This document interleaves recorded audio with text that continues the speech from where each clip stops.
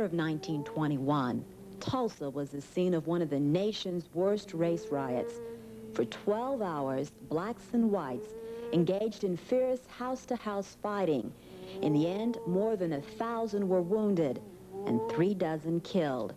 And 36 square blocks of the city's black community, then commonly referred to as Greenwood, were burned to the ground.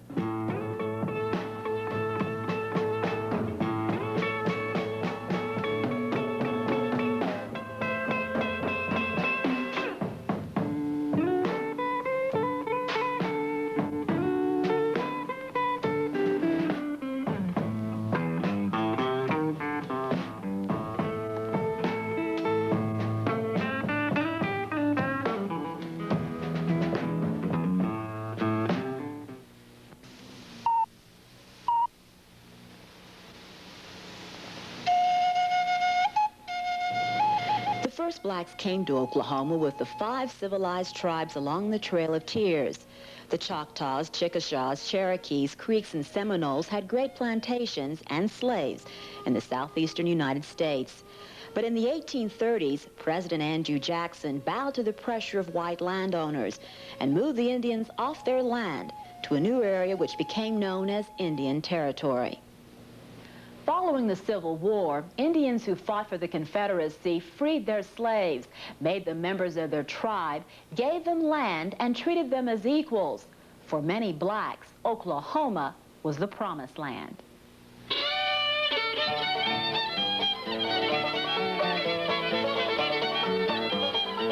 Blacks moved to Indian Territory from the surrounding southern states, and at one time there was even talk of making Oklahoma an all-black state. Clarence Fields and his family were among those early pilgrims to the Promised Land. In the Deep South, you don't get the best. It isn't for you.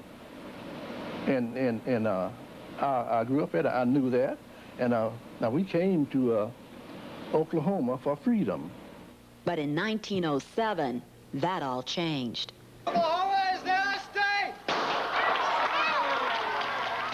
Oklahoma became the 46th state, and the blacks found that they were relegated to the status of second-class citizens. Before then, Negroes and whites and Indians all was together. And of course, Negroes and Indians were pretty close. But they set the Negroes aside, and the Indians and whites were together.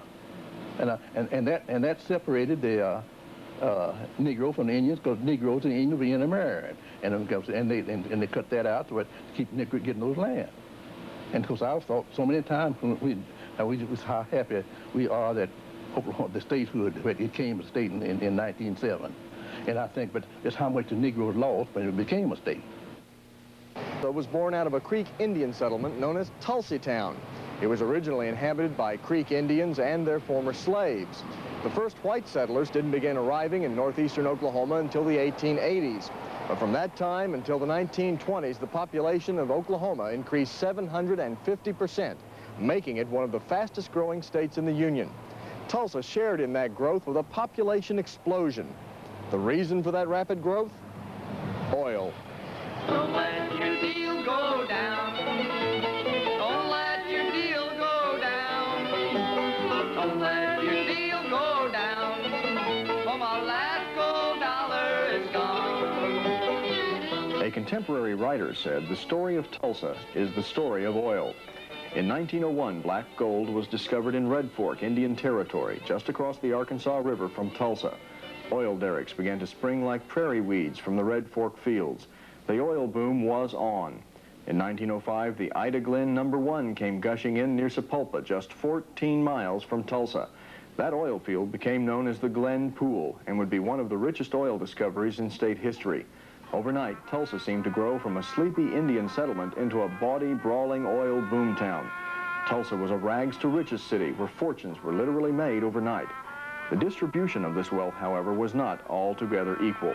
To paraphrase the great Oklahoma folk singer Woody Guthrie, white Tulsans got the oil, black Tulsans got the grease. But while the blacks didn't share directly in the oil riches, the trickle-down effect was there. Many blacks worked as common laborers, as domestics and waiters in the hotels and restaurants, and they made a good living. As a youngster, Robert Fairchild used to shine shoes in one of downtown Tulsa's shine parlors. A man could work at a busboy or waiter down, bellhop at a hotel, and he could make $75 and $100 a night. White Tulsans were more than glad to have the blacks working in their restaurants and other businesses as patrons.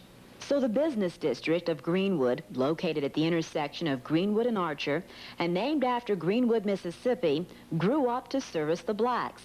The streets weren't paved, and sewage systems all but non-existent for much of the black community.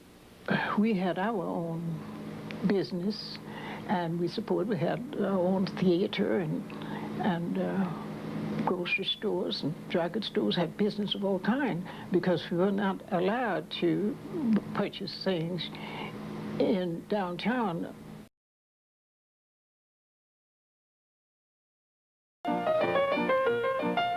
Greenwood was amazingly affluent, even though whites liked to call the area Little Africa. By 1920, there were 11,000 blacks living in North Tulsa. Their community could boast of 2 black schools, a hospital, 2 newspapers, 13 churches, a library, and 2 theaters, such as the famous Dreamland Theater located in the heart of the black business district. It was an exciting time to live in North Tulsa, and on Thursdays and Sundays, the Maids' Night Out, Greenwood was an exciting place to be. Yes, it was very exciting. When you could stand around and watch people fight, cut, get drunk, shoot, and the like. And you would call it, in some people's mind, a rough time in Tulsa, but they were only bothering themselves. But while